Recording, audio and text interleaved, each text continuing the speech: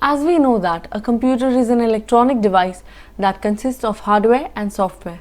Hardware are all the things that we can touch, that are tangible. But the software is the software is something that we cannot touch. These are the programs, the set of instructions.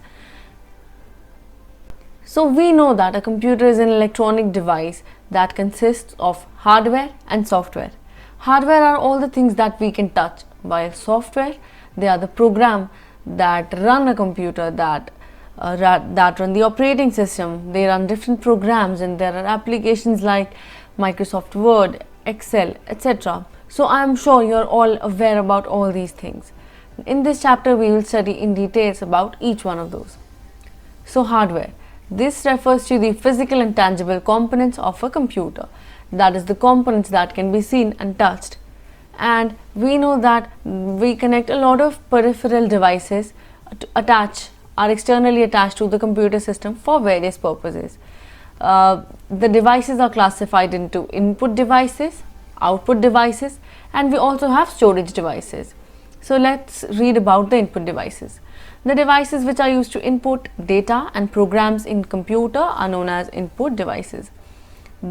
These devices accept instructions and data from the user and convert them into computer acceptable format, which are sent to the computer system for processing. So we also know that the computer does not understand anything other than 0 and 1, but we as human beings enter a lot of data to computer in the language that we understand, the language that we speak of.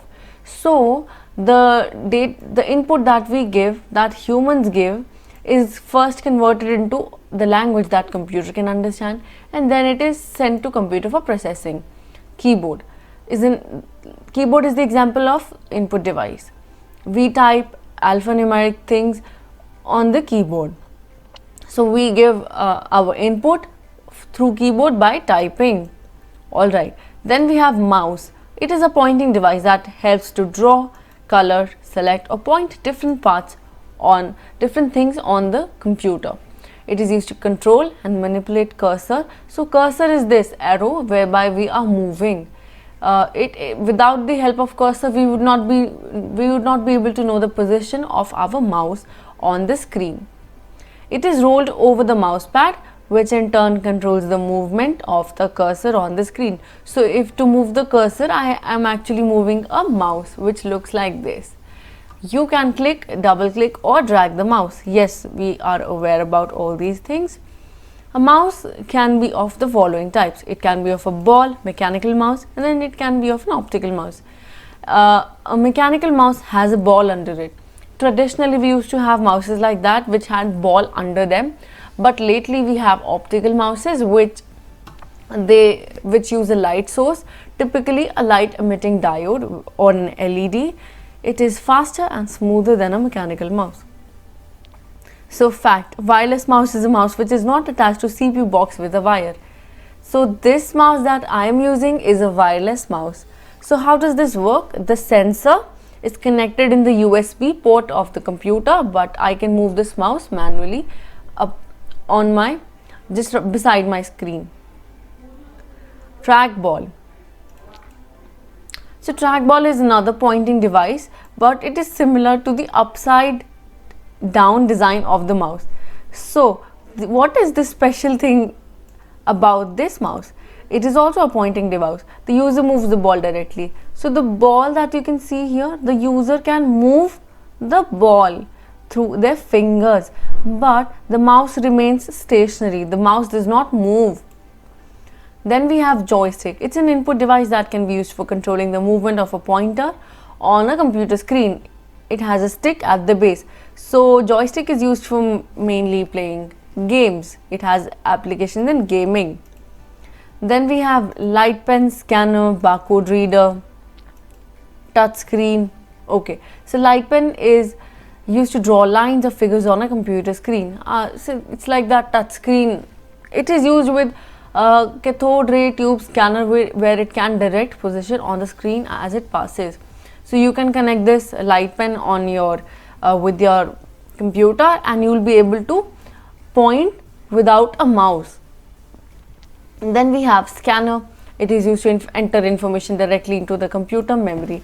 So it works like a Xerox machine. What we can put a paper which has pictures or text on it, and then it will scan the picture line by line, and it will convert the paper into a image which we can see on our computer. We can save the image as well. Barcode reader. Data which is coded in the form of light or dark lines is barcode. So have you noticed black color lines and patterns on various products, right? So that is a barcode, and it can be scanned using barcode reader. Then touchscreen is another input device. We have OCR, OMR. So OCR is a device which converts a data and paper into digital format. It's kind of like a scanner, however it's pretty different, which you have to read here. Then we have an OMR machine. It is capable of reading pre-specified marks made by pencils or pens with the help of light. So this finds applications in answer papers of the objective tests. So examinations whereby competitive exams that we give usually use OMR sheets. So what we do, we take the paper and then mark our answer in the circles using our pens, but then it is scanned using these OMR readers. Microphone, it converts words to machine language form. So whatever I'm speaking is being converted into machine language form using a microphone. Digital camera, it converts graphics directly into digital form. So what we click pictures, we convert a graphic or convert a view into a digital form, into an image using a digital camera. Then we have magnetic ink character recognition, MICR. This is chiefly used in banking. So the checks that you see, the bank checks that you see, they use the data is printed with magnetically charged inks. So that we have seen a lot of input devices. Now we will study about the output devices. So output displays they display whatever work we do on computer. They show the result. They show wherever we are on our computer screen. So monitor is a type of output device, goes without saying. It can be of CRT, cathode ray tubes, liquid crystal displays, LCDs, or lately we have started to use LED monitors. Then we have printer. It is used for transferring data from a computer to a paper. So everything can be printed using a printer. We have different types of printer, then impact printer and non-impact printers. So impact printers are again three types: dot matrix, line printer, daisy wheel. And we have non-impact. They do not use a striking device to produce a character on the paper, and they do not have contact between printer head and paper. They produce less noise and print is better quality with high speed. So we have inkjet and laser printer. This inkjet uses liquid ink while laser does not. Then another type of printer is a plotter, which is used in applications where printouts of graphs and drawings are required. So the generally printing press used to print high quality images or print huge big sized papers, and so they use plotters. They use to print posters, blueprint. It is used by engineers and architects, and it can be of different types again: drum plotter, inkjet plotters, and flatbed plotters. Now we will study about software. It means a set of programs that directs a computer to perform a specific tasks or operations. The stepwise instructions given to the computer is called a program. So a computer cannot perform on its own ever. It always needs instruction from a human being, from a program, which is why we use software. It can be of two types again. It can be a system software or it can be an application software. As the name suggests, system software. So the software that is closest to the system, the hardware, that is a system software. While an application, so application means a use, a particular use. That is the typical meaning of an application. So application softwares are the ones that are used for specific purposes. Now we will study about the system softwares that directly operates the computer hardware to provide basic functionality needed by the users, and other softwares that is the backbone of the computer system. So goes without saying, which is the software closest to our hardware? That is an operating system. It's the most important program that runs on a computer. It works as an interface between the computer and the user. It's responsible for the management and coordination of activities of all the resources of the computer. And what are the examples of various operating systems? The most famous one being Windows. Apple has Mac OS, then we have Unix and Linux. So these are the four main examples of OS, operating systems. And what are the basic tasks of an operating system? So without a OS, our input from the keyboard would not be recognized. They display output to the display screen. They keep track of the file on the hard disk. They control all our input and output devices, scanners, drives, etc. They share resources like printers. So these are the chief uses of an operating system. It is the first program that is loaded into the memory of the computer. When the computer is turned on, operating system gets loaded. This process is known as booting. Now, do mark this definition here, students. You should know what booting is and which is the first program that is loaded into the memory of computer when it is first switched on. So, what is cold booting? When the system is started by switching on the power supply, it's called cold booting. And what is warm booting? So the system was already up and running, but you just restarted or rebooted your system, then that is warm booting. Goes without saying that warm booting will be faster because the system was already turned on. The operating system was already in the memory. We just are restarting the computer. Now we will study the characteristics or the main features of the operating system. It manages the memory. It manages all the processors, devices, security, job accounting. So I can show you an example like this. So if I open my task manager, it is turned on now. You can see that you can see all the processes that are being run right now, and the kind of CPU they are using, the memory that they are taking, the disk, the amount of memory in physical drives they are taking, and the performance of each one. So all these things I'm not controlling as a user. It's just being served to me. It's just being provided to me. It's being displayed to me by the operating system. So that is the main feature of operating system. It handles everything. It handles the allocation of various processes, various parts of programs to our memory. It allocates memory and it keeps track of the primary memory, which is our RAM. So all these things are done by our operating system, and user has no control on all these things. We want our experience to be very interactive with the computer in a way that we don't want to be providing such micro instructions to our hardware every second. That is the job of the operating system. So it is now clear. Now we will study about the language processor or translator. This is a hardware device designed or used to perform tasks such as converting program code to machine code before a program is executed. So I want to mention here that, however, it is mentioned that a language processor is a hardware device. It's not true. A language processor can be a hardware or a software, which the job of which is to convert program written in one language to another language.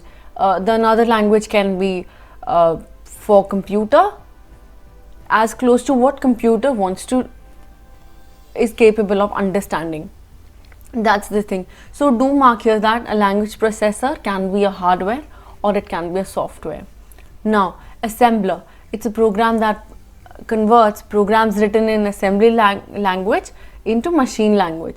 So you know, assembly language is a language that uses mnemonics, such as short instructions such as add. So it uses like this. It has small codes for various instructions. Add, it has sub. Then we have a compiler. It is a program that translates the program written in high level language into machine language at once. So compiler and interpreter are the same. They are the same. The only difference between them is that is the way that they handle the program, they handle the code. So compiler takes all the code and converts it into at one go, but interpreter takes the code, sees it line by line, and keep converting it line by line. And but if we have an error in an interpreter, if we have an error in our code in line number 5, let's say, the interpreter would not go to the line number 6 until that error is resolved. So what compiler does is, it takes the code. It is, let's say we have a 10 line code. Compiler would compile all the code at once, and it will tell us that, you know, you have this error in the line 5th, you have an error in the line 8th. So what you can do is just correct them, and we can correct them after the program is compiled. But if we interpret it using our interpreter, if we convert the program using the interpreter, it will start interpreting the code line by line. So if it goes to line 5 and it finds an error, it would not move to the other line until we correct the error in line number 5. So in that sense, compiler is more efficient. But again, both of these things have the uses in different ways, which we will read and learn about later. Now we will study the utility softwares. So utility, they are the programs that are used frequently by the computer to carry on routine jobs. So these are the programs that they assist us they assist us in running computer more efficiently. We can have an antivirus program. Already Windows come up with the Windows Defender program, which is an antivirus program, but we also have third parties such as Avast, Quick Heal, Norton, and so on. What they do, they detect and eliminate computer viruses and related malicious softwares. Then we have backup programs. They make copies of all the programs, information valuable to computer, and store it safely. So that's the thing. Now we have data recovery, data compression programs. So data recovery is if we accidentally delete something or our hardware fails. So they are essential to recover data in such a scenario. Data compression programs. So these programs, what do they do? They reduce the size occupied by the data by making the data more compact. So if we have a 100 MB file, we can compress it to using various software such as WinZip or RAR, and we can reduce the size. So let's say if the 100 MB program is compressed, it can be compressed up to perhaps 80 MB. So we will save data like that, data in our storage. So then we have application softwares. So application means a single usage. So they perform a single task and nothing else is in an application software. So there are special softwares to perform specific tasks only. Then we see we have various types of application softwares for many uses. So general purpose application software, what do? They can perform a variety of tasks. They're not limited to one particular function. For example, a word processor can be used to write a novel, create a restaurant menu, or make a poster. Now that's a good example. So what we can do is, a word processing software, we can do anything. We can write reports, we can create letters, may write a book, anything can be done. And then we will see in examples. Microsoft Word is the most common example for word processing software. Then we have OpenOffice as well. Writer program is also there. So then we have so many softwares. In spreadsheets, we have Microsoft Excel, Lotus 123. What do? They help us keep an accounts of our data. They help us calculate and organize and manage lots of data. For example, if we want to create a list of your marks, where we will do that, we can use Microsoft Excel. If we want to collect a database, we want to keep records and all the details of any student in a school, where do we keep it? We'll use the database softwares, we'll use Microsoft Access or Oracle. Then we have desktop publishing. So these softwares help us create beautiful posters, leaflets, business cards. So that's the use of such software. Microsoft Publisher is an example of such a software. We also have Adobe Illustrator in that sense. That can also be used here. Then we have presentations. We can create presentations. I'm sure everyone's aware about Microsoft PowerPoint, OpenOffice, Google. Now the Google Sheets is also there. So web designing, Adobe Dreamweaver, Web Studio. So we have so many softwares for all our applications. Then we see special purpose application software. So this is a type of software created to execute only one specific task. For example, a camera application on your phone will only allow you to take and share pictures. Another example would be a chess game. So that's again. Then we have bespoke, customized or tailor-made application softwares. So big organizations and sometimes a human being needs a particular task to be done. So if we want a software that manages the data of every student in a way, and also it manages the data of our every teacher also. So what we will do, we will get made a tailor-made application software which will be helpful in doing all such things, right? So that software will be expensive and it may take some more time to develop, because such a software will be created using programming languages and it will be quite expensive to make in terms of money wise and in terms of human cost also. So the person that would be needed to write the code has to be aware of the programming languages, which can be Python, C++, Java, JavaScript, or anything. So the person should be aware of using all these languages. Then we see the relationship between hardware and software. So they're mutually dependent on each other, goes without saying. Software acts as an interface between the user and the hardware. You have to read all these things and I'm sure it will be clear to you in a jiffy. Then we learn about programming languages. Now, the language is defined as a medium of expressions or thoughts.